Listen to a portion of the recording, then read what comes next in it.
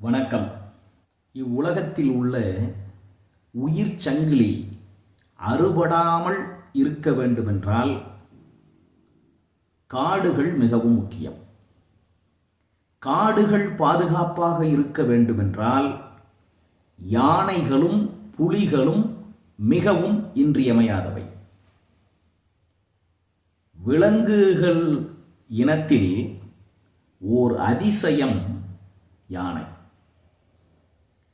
குழந்தைகளிலிருந்து பெரியவர்கள் வரை பலருக்கும் பிடித்த ஒரு விலங்காக இருப்பது யானை. வள்ளுவருக்கும் கூட யானையின் மீது மிகுந்த அன்பு போலும்.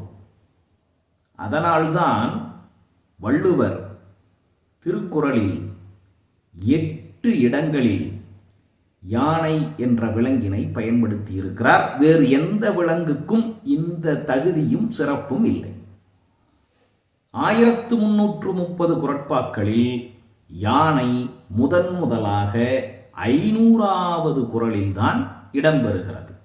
காலால் களரின் நரியடும் கண்ணஞ்சா வேளாள் முகத்த களிறு சிதைவிடத்து ஒல்கார் உறவோர் புதையம்பில் பட்டுப்பாடூன்றும் களிறு பரியது கூர்ங்கோட்டது ஆயினும் யானை வெறும் புலி தாக்குரின் வினையான் வினையாக்கி கோடல் நனைகவுள் யானையாள் யானையாத்தற்று குன்றேறி யானைப்போர் கண்டற்றால் தன் கைத்து ஒன்று உண்டாகச் செய்வான் வினை காண முயலெய்த அம்பினில் யானை பிழைத்தவேல் ஏந்தல் இனிது கைவேல் களிற்றொடு போக்கி வருபவன் மெய்வேல் பரியா நகும்.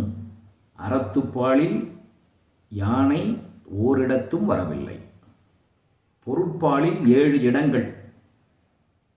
காமத்துப்பாலில் கூட வள்ளுவர் யானைக்கு ஓரிடத்தை தந்துள்ளார். கடா களிற்றின் மேல் கற்படாம் மாதர் படா முளைமேல் துகில்.